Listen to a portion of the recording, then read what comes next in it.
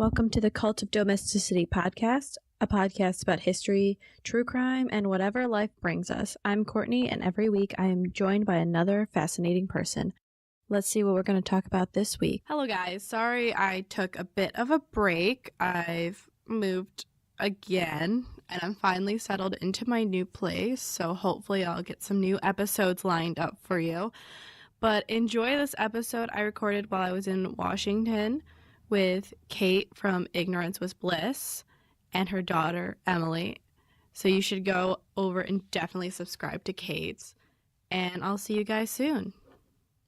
So this week we have Kate and a surprise Emily from Ignorance Was Bliss. Always a surprise.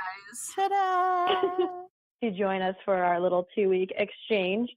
And I'm going to go first this week as a little fun mix-up in the schedule. And I'm going to talk about the Cleveland torso murders. It's going to be story time. I'm ready. I'm surprised also Great Lakes Brewing Company does not have a beer after this, because there's so many good names, and they just pick all their names from Cleveland history. They have Elliot Ness, but nothing else from the torso murders. So, in honor of me being in Washington away from my hometown, also I thought Kate would really enjoy the story. Well, it's a great story. This is one of the earlier podcast crossovers I ever did, is I went and talked on Corpus Delicti about it. That was obviously a different setup from now, but so I don't remember now anything about like names and dates and important shit That's like not that. important. Not for me. So go for it. You will be my instructor. School me in this, and I'm going to sit here and drink wine. A good storyteller has the ability to make shit up on the fly. I do that on a regular facts. basis. I mean, I am drinking, I think it's a Portland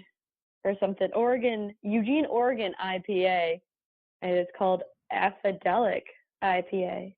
So during the 1930s, Cleveland was on the up and up, like now again.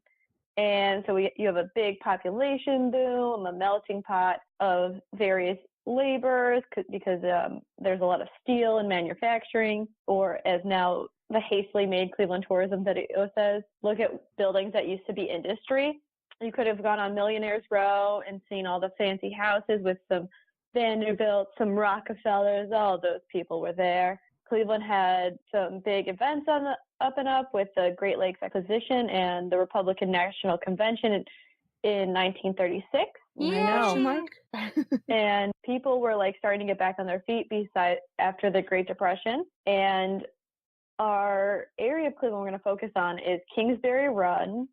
It's an old riverbed running from the flats, which have finally stopped looking like a Scooby-Doo ghost town. When I was younger, That's they boring. really I love Scooby-Doo. But it's the Mad Butcher of Kingsbury Run. That's exactly 100% a Scooby-Doo episode. Not like the pissed off butcher. Yeah. Or the mildly irritated butcher. The irked butcher. Of Kingsbury The Run. Earth Butcher would have been good. I mean, the wicked pissed. The mildly annoyed. The sunburned and itchy. The distressed. Disturbed. All right, go. Courtney, seriously, we'll never stop. I'm enjoying it. It's kind of like from the flats to East 90th. And basically right now there's the Rapid and RTA tracks are still through the run. And this is where all the dispossessed from the Great Depression lived in, really bad conditions. It's fine. I believe the term hobo jungle, but worse than hobo jungle. But here we go again, No. Okay. Vagrant forest. Stop. Vagrant forest. I mean, but in New York, you still would be charged like $600 to $700 for rent. That's places. A lot. Yeah. It's a pile. I don't have that much. You might. No, I don't. I don't think I've ever had that much money combined. Work harder. So, I mean, no. So people who lived here were pretty much transient, and because Cleveland winters fucking suck, hardcore, they often rode the rails to escape and maybe just to leave Cleveland. I can't blame them. I moved to the Pacific Coast. But what? Right next to the run, east of it, was brothels, flop houses, and gambling dens. Your classic fun area of the city. Honestly, just imagine the most tourist attractive place. I was gonna say ever. that's like our living room on your average Saturday night. Yeah. Really. Oh yeah. So you have basically the red light district social area next to Hobo Village on fire most of the time, probably. It's Cleveland. That it's probably just on fire. sounds like you're asking for some chaos. Like, I feel like Cleveland's always asking for some chaos. is Cleveland okay? I mean, who hurt you, Cleveland? Right? Cleveland needs a hug. But It's because everyone makes fun of us because our river caught on fire. We released a bunch of balloons and it failed. We decided to have 10-cent beer night and it turned into a drunken riot.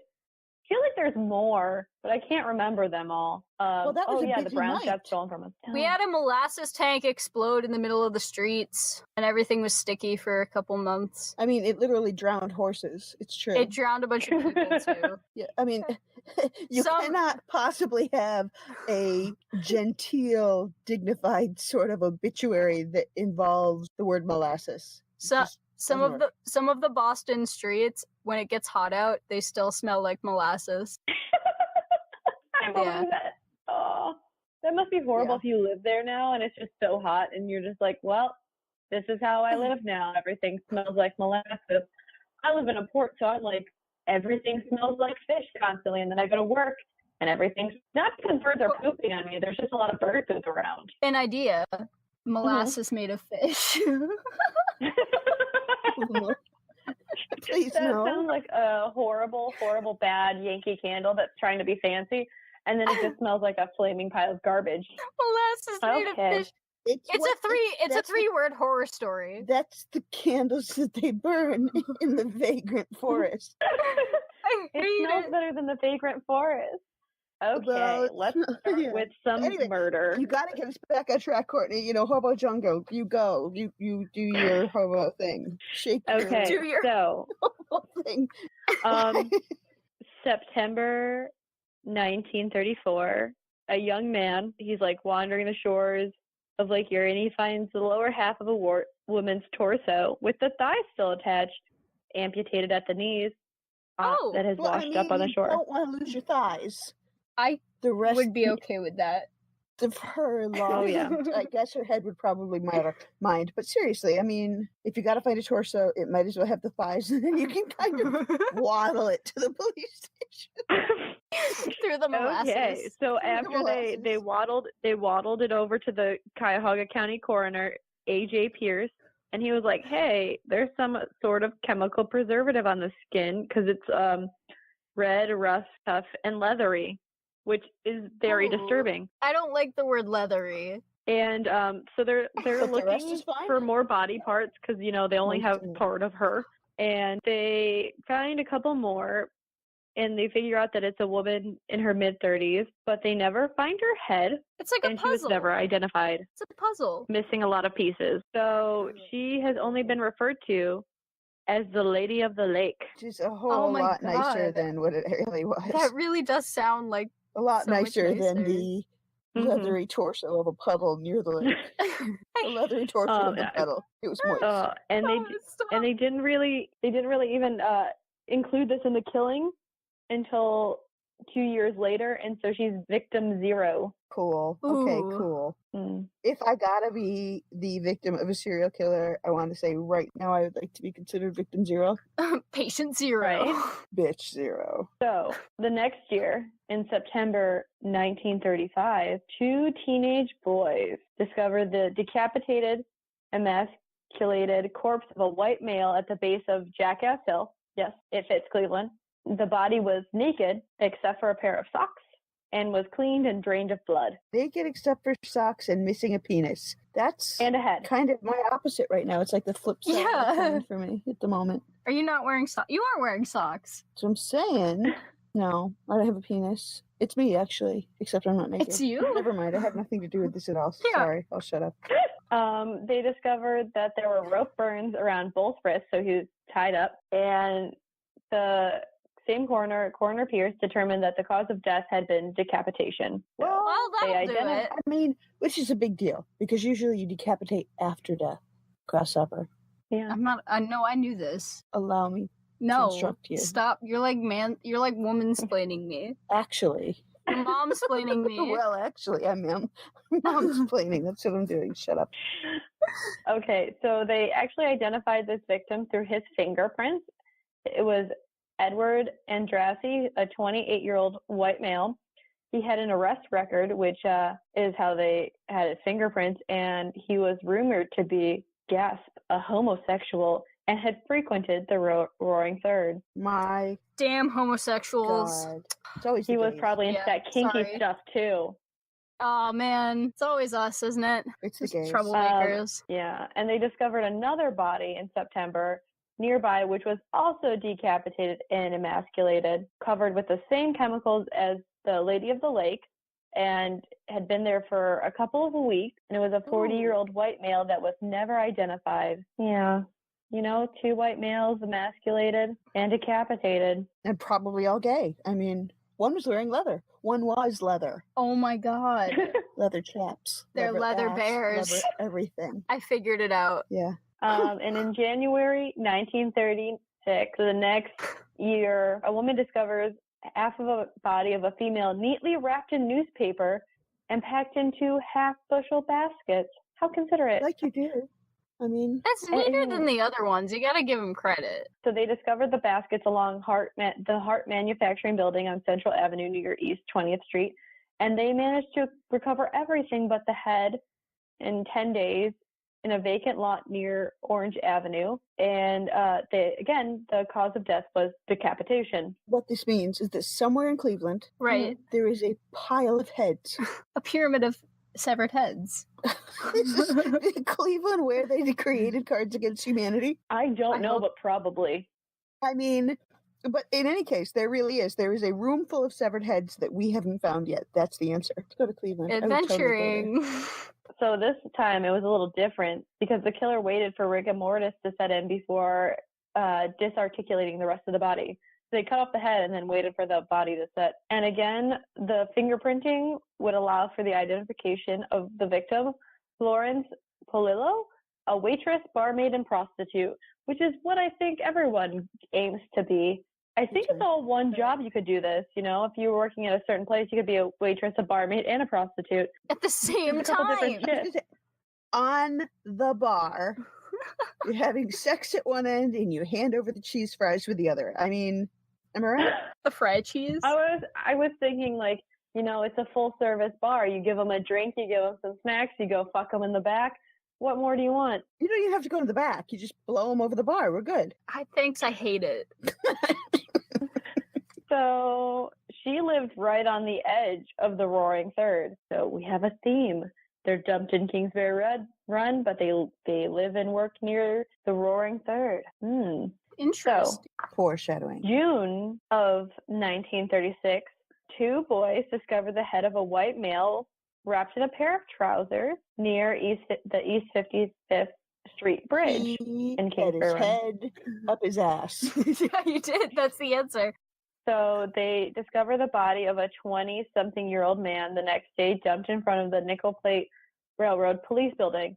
So the guy just dumped a body in front of the police station. He's like, "Yep, did a good job here." That's fine.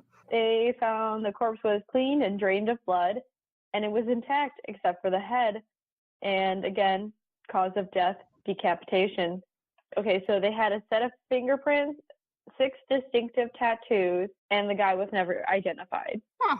I'm thinking I should start getting some more tattoos. Yeah, 6 is not enough. That's that's the answer. I was sitting here trying to count mine, but I have had just enough wine that I can't count my tattoos. It's a problem. I have 2. You have 6. No. I have 6. Mom has 6. Oh, now you have to. Okay, so you're fine if you as long as you have a head, they'll be able to identify you. Hopefully.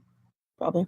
Yeah. So they took a plaster map, reproduction of the man's head, and they did a diagram of the kind and location of the tattoos to display at the Great Lakes Exposition of 1936. And more than 1,000 people saw them and never identified the man. But the original did they death put his mask. head on a stick?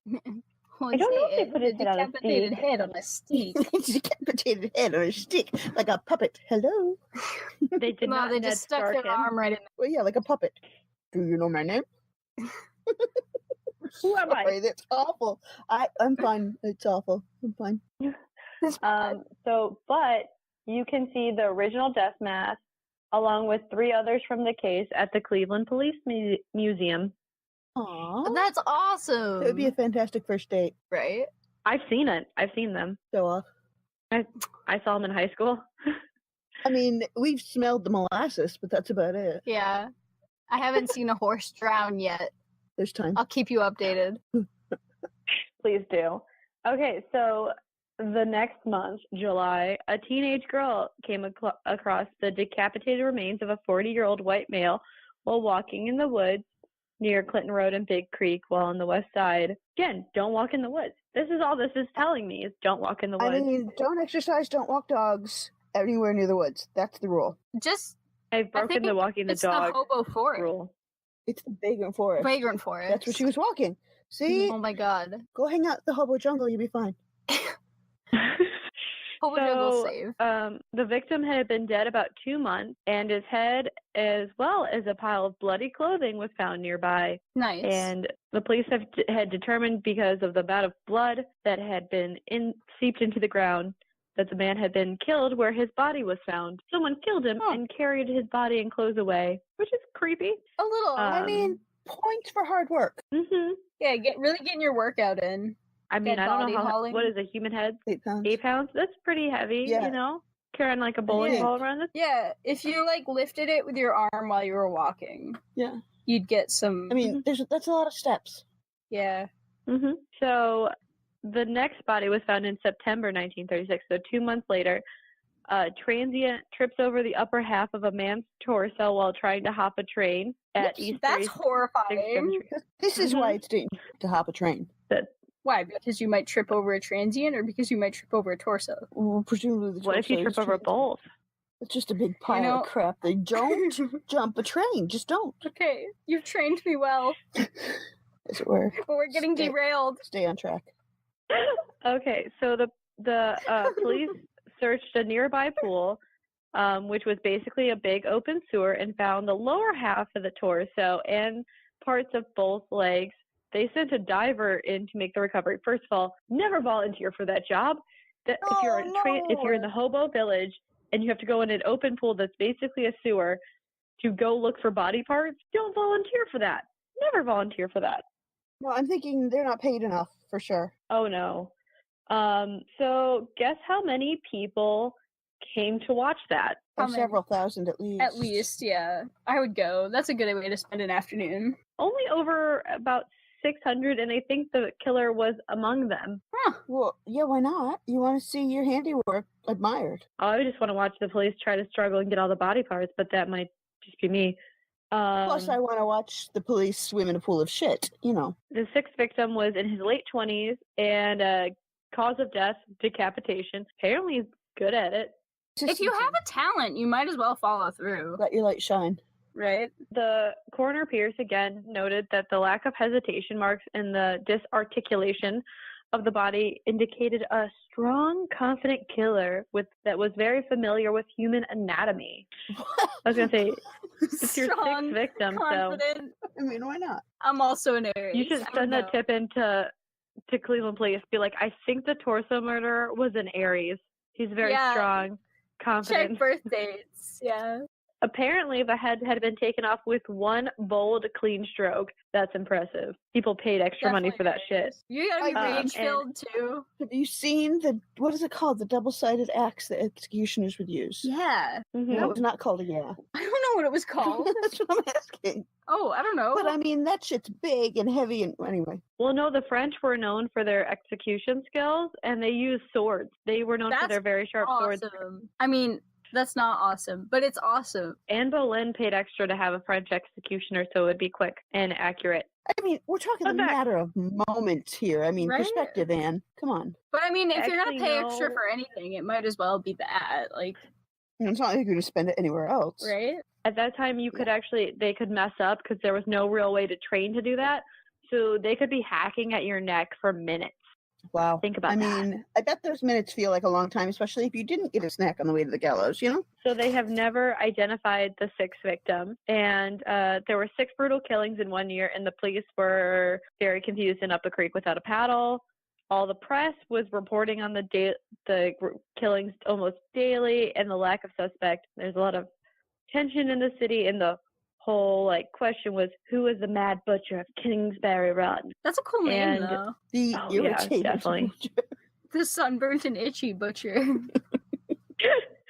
So the mayor, Harold Burton, gave in to the mounting pressure from the press and the public and got recently appointed safety director Elliot Ness to get more involved in the case. Elliot Ness of the mob fame took down mob people. Wickedness. He's Ness-like. He's It is also a beer from Great Lakes Brewery. I highly recommend it. It's quite delicious. If you're in the Midwest, they'll probably have it. So Coroner Pierce calls for what the newspapers dubbed a torso clinic, which was a meeting of police, the coroner, and other experts to discuss information and profile someone who could be responsible for these killings. They needed a mind hunter. You don't have a torso, you don't get in. That's a rule. Fair enough. It seems unfair to me. No shirt, no shoes, no toy, no service. Exactly. What if you were only a torso? Could you still get in? It seems like, it's a torso clinic. As long as you're also wearing a shirt and shoes. Well, the shirt part's easy, but the shoes... Well, as long as you have your thighs. You're going to be waddled in, I'm telling you. Someone please draw just a torso trying to get into the torso clinic. I will. Hi. That's all I do. Emily's just going to be up all night and be like, I found the torso. She'll do it. She's got a little She'll do hat it in 4 just on the seconds head flat, nub. and we'll be amazed. Okay, so the police department put detectives Peter Merlo and Martin Zawinski on the case full time. On the case. And so... Can you imagine 40 hours a week of just going over what you already know? Torsos? Look, there's no head here. Huh. Hey, we have torsos. We have torsos. There's no head. Oh, look, leathery. Huh. Wow, good for them. Mm-hmm. Maybe they're the serial killers. That would drive me insane. Drive me mad. Yeah, so Merlo and Zawinski moved deftly through the seedy underworld of the Run and the Roaring Third, dressing the part and often on their own time. Maybe they just wanted to dress as hobos and get drunk and screw some prostitutes. I don't know. I'm not judging them. No, you don't judge their life. You just kind of want to know, do they have pictures, you know? Well, it's in the 30s, so probably not. Drawings. Yeah. By the time they had finished the case, the two had interviewed more than 1,500 people, and the department as a whole, more than 5,000. It's the biggest police investigation in Cleveland history. Unfortunately, in November, the elections came in, and our coroner Pierce is replaced by the young Democrat and now legendary Sam Gerber, and he put a Pierce. Wait until you hear their solution to this problem. I'm ready. Brace yourself. Is it gonna be shoes and shirts? It is the fucking patriarchy at its finest. Hi, men are canceled. I'd like to cancel my subscription to men. You already have. I have, yeah. I would like to cancel the world's subscription to men. Well, after this you will. Thank God. So Gerber is known for his fierce dedication to medicine, along with his degree in law, and so he just goes torso first into this case. Is that like a belly flop into molasses? It's not going to be head first. Right? No, they all don't have heads. So in February 1937, a man finds the upper half of a woman's torso washed up on the shores of East Bretonnol. My question is, what consists of the upper half of your torso? Just like belly button up? Just like boobs. what? Oh, titties. Just boobs. Just boobs and a rib cage. That's all. love it. Oh, that's all I see, need. whenever killers just like take out the boobs, I just always tend to clutch mine because I'm just like, no, that just seems unnecessary. Mine. A chorus line, tits and ass. You know, and in this case, it's just tits. I think I just with my ampleness, I just am like, that would just hurt a lot. Also, I think I'd be off balance at this point. They had this like torture machine in the medieval ages that would like rip your tits off if you were misbehaving. Yeah. We saw it in London. It was terrifying. Anyways. So the cause of death was not decapitation, but she was decapitated after she was already dead. What happened to the lower half of the torso? Well, about 3 months later, it washed up at about East 30th Street. They figured out she was in her mid-20s and was never identified. I don't know if you noticed what the the hell am I going theme. to do with this belly button? Right? So in June, so a couple months later, a teenage boy discovered a human skull under the Lorraine Carnegie Bridge. Next to it was a burlap bag containing the skeletal remains of what turned out to be a petite black woman about 40 years old. You have to say, though, this guy is not discriminating by age, gender, or race. He's going for all. No, he's all for equality. He just hates everybody equally. I do too. Me too. I really strive for that goal. So they figured out through dental work, which I'm like, hey, look at you. It was one Rose Wallace of Scoville Avenue, and they checked out every lead on her and nothing. In July of 1937, so the next month, there was a lot of labor problems in the flat, and the National Guard had to be called in to maintain order, while a young guardsman was standing watch by the West 3rd Street Bridge and saw the first piece of victim number 9 in the wake of a passing tugboat, which means Nice. that person's in the river. Dude, you dropped a person part. You tugboat, dude. Back up. You left someone. That has to be. I like to think that he was like a rookie, and he was like, that's his first day on the job, and then He's just like, that happens. He's just like, I'm going back to school. I don't know what to do. I'm going back to school. This is ridiculous. Yeah. So over the next few days, the police recovered the entire body except for the head again in the waters of the Cuyahoga River, which is, I'm thinking about at this time, probably pretty fucking disgusting. Yeah. I mean, probably catching on fire already. Body parts that they only barely noticed. Yeah, I'm saying. Just viscous. Maybe it was molasses. It was viscous. It was slimy. It was leathery. Stop, God. Why are you like this? So the abdomen had been gutted and the heart ripped out. And they were like, this dude's upping it. He's getting more vicious at this point. And they determined it was a male in his mid to late 30s and never identified him again. That's sad. I'd rather rip my heart right out of my rib cage with my bare hands and then throw it on the floor and stomp on it till I die. What is that from? Then spend one more minute with you. All right. That's Weird Al Yankovic. All right. No more singing. That's okay. A rule. Write me. So in April of 1938, so the next year, he waited a little bit. A young laborer was on his way to the work in the flat and looked into the river and like, oh, a dead fish, which I can vouch for you on the Cuyahoga River when I was younger. Lots of dead fish just floating around. The river smelled bad too at that point. Want to guess what kind of body part? Fish parts? Was it fish heads, one of the fish heads, penises roly-poly, that was fish missing? Heads. On the pile of penises Nope. and heads. I'm guessing torso. Was it? No. It was the lower half of a woman's leg, the first part of victim number 10. So a month later, so that would be March, the police pull out 2 burlap bags out of the river containing both parts of the torso and the rest of the legs. But Coroner Gerber is able to detect drugs in the system for the first time. So now the question is, were they used to immobilize the victim or was she an addict? But they could never find her arms, which might have told if she was an addict. But on top of that, she was never identified. So we have 10 victims and only like 3 of them are identified. It's ridiculous. Crazy.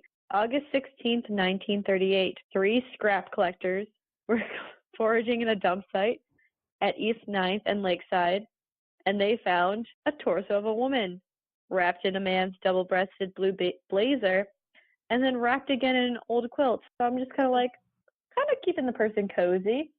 Well, it's very Martha Stewart, very sort of layers. Yeah. So the arms and legs were discovered later in a recently constructed makeshift box wrapped in brown butcher paper and held together with rubber bands. Very considerate, keeping everything together. Very kind of classy with the brown butcher paper. Again, they found the head similarly wrapped with brown butcher paper and held together with rubber bands. You know what? Whatever works. I know. How else are you going to keep your head together as it's decomposing? Our superstar coroner, Gerber, noted that some of the parts looked as as if they had been refrigerated. Ugh. It's a torso on a stick. Oh, I hate it. So they're searching for more pieces, and the police discover the remains of a second body only yards away. There's 2 bodies found in August. Oh. Would you like to know the cherry on top of this? Always. I'm ready. So the 2 bodies had been placed in a location that was in plain view of Elliot Ness's office window, as if they were almost taunting him. It's like, come at me, bro. Neener, neener, neener. Both victims, 11 and 12, were never identified. Well, that's unfortunate. Yeah. Elliot Ness not taking the shit lying down. He fought the mob. He's not going to take this mad butcher of Kingsbury Run. And on August 18th, so 2 days later, at 12:40 a.m., so in your time, 7 minutes ago, Ness and a group of 35 police officers and detectives raided the hobo jungle of the Run.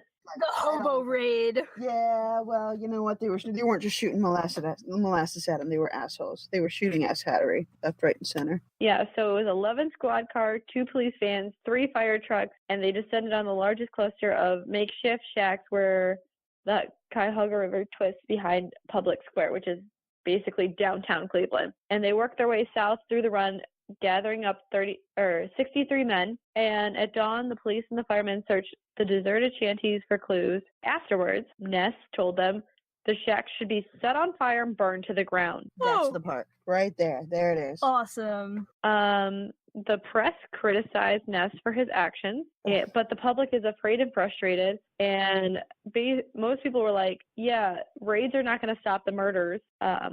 But for some reason, the murders stopped.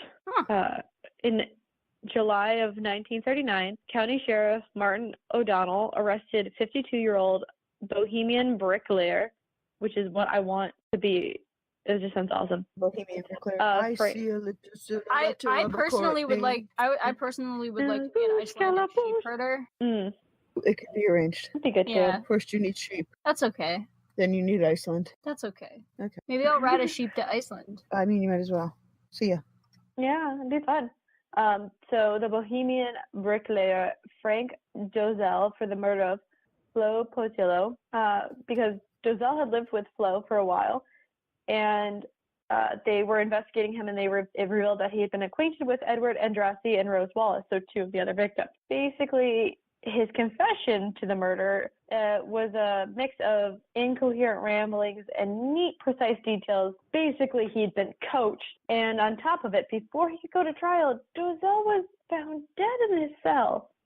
He managed to hang himself from a 5'7" hook when he was 5'8". And on top of that, Gerber did his autopsy, which revealed 6 broken ribs, which had only been obtained in sheriff's custody. You know, whatever works. Well, I'm not a conspiracy theorist, except for right this minute. Yeah, you are. Yeah.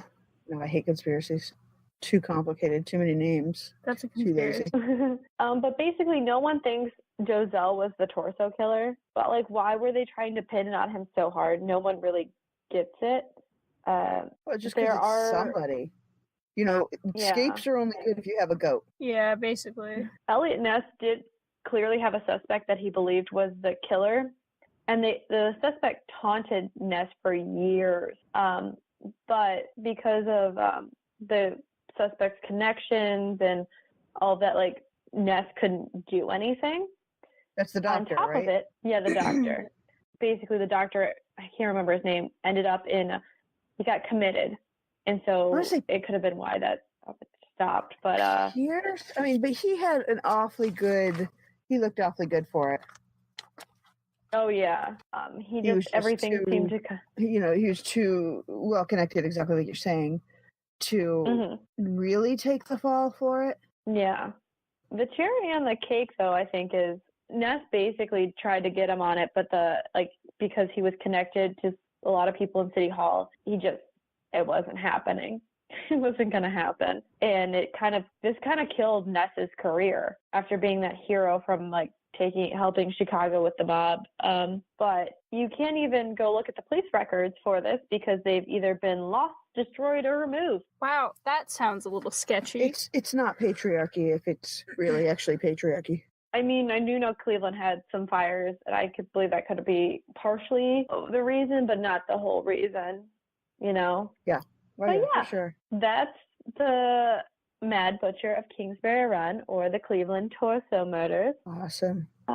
Who do you think did it? I think Sweeney did it. I mean, Sweeney, I didn't go really into Sweeney, but just because, I mean, everyone kind of knows Sweeney did it, but like you couldn't prove it. It just, he was so good for it. He was having breaks and all of that, and he was a doctor. So he would have been good at anatomy. Yeah. One would imagine. But I don't know. I feel like Sweeney, it would have been hard to hide it from friends and family in between the murders. And he had friends and family. You know, most serial killers live alone for many of their games, if not all of their games, because, you know, your family, especially this guy, your family's going to notice if they're like, Dad, you left the lower leg downstairs again. You know, it's gross. Could you pick it up? Right. Yeah. You're leaving all your removed penises in the hallway. Right. There's a hallway full of penises. Could you stop? Just could you not? So that's my doubt with him, because I don't remember how many kids he had, but I know he was married, and I don't know. I'm skeptical. Plus, they gave him polygraphs, and you know, polygraphs suck.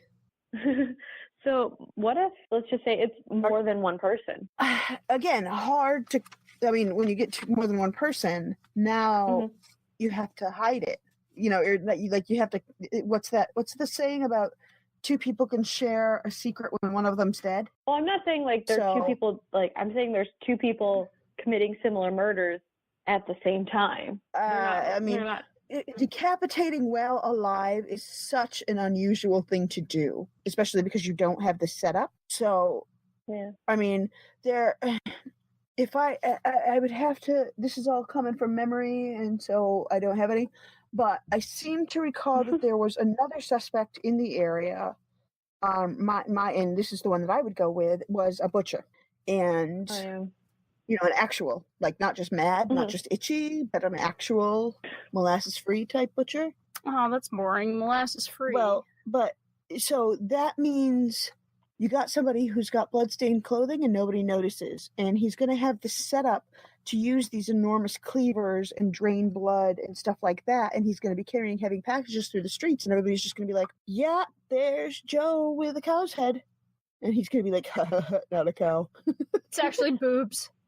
It's boobs. Boobs. Oh. You know, the way men do. So Just men. Boobs. Wow. Me too. You could at least be more like, tee-hee, boobs. No. Well, maternal pride right here. But anyway, I mean, that's somebody that I don't even know the name of. I had seen an article somewhere about how there was a map of the area, and here is literally a funeral home next to a butcher. And how convenient is that? You know, and in that day and age, if Dad's got to take a break for a couple hours in the evening, nobody gets to ask about it. And Dad comes home splattered in blood, and most people are going to notice unless Dad's a butcher. And then they're going to be like, oh, look, overtime. Isn't that sweet? It is one of the few jobs when you come home covered in blood, people aren't going to be like, that's weird. That's weird. I mean, if your dad came home covered in blood, if my dad came home covered in blood, I would look twice. I might not ask anything because I might not want the story, but I would look twice for sure. I would want the story. I wouldn't ask because I would feel like I would be next. No. There's that. My curiosity would burn too hard. I feel like I would so much rather know than die much later, but unsatisfied. There's that. Yeah. My sister and I always joke that we know how our parents would dispose of our bodies. The reason why we'd be murdered probably is sarcasm, but besides that, we're like, yep, we know how each of our parents would dispose of our body, and you probably wouldn't find us. Apparently that's not something people talk about. How would they dispose of your bodies? My father, you would never find us. We just know you would never find us. It would be like in the woods or something. He just knows somewhere where no one would ever find our bodies. My mom, because she's a chemist, would definitely dispose of our bodies with chemicals. Like, she would know which one to get that would get rid of everything. Well, that's terrifying. My dad's a math teacher, and my mom runs a podcast, so... Your mom You're knows pretty where to safe. hide the body. My mom knows where to hide the bodies, but my dad's a math teacher, so, you know... He would carry the bodies and count them. Count them molasses. He could figure out how much molasses it was. Exactly. Okay. He probably already knows. So- I don't know. So, Kate, do you want to do your social medias and plugs, your butt plugs? Yes. Well, no, I don't want to do those at all. I would love to do my butt plug. Yeah, I'm Kate, and this is Emily. We are both from Ignorance Was Bliss, and I'm at IWB Podcast on social medias and podcatchers, and that's it. Okay, so we will see you guys next week when Kate's going to tell her story. Awesome. Hello, I'm Ood Gallifrey. I'm Sage Murray. And I'm Leon Felger. And we are the Occultae Veritatis podcast. We talk about anything that intrigues, horrifies, or interests us, including true crime. Serial killers. Military conspiracies. And other mysteries and horrors of reality. So get cozy with your favorite alcoholic beverage. Smoke a joint or two. Only if it's legally purchased medicinal marijuana, of course. And tune in. We would love to have you. You would. You can find all of our links, all of the ways you can subscribe, and the rest of our bullshit at www.ovpod.ca. We hope you listen in soon.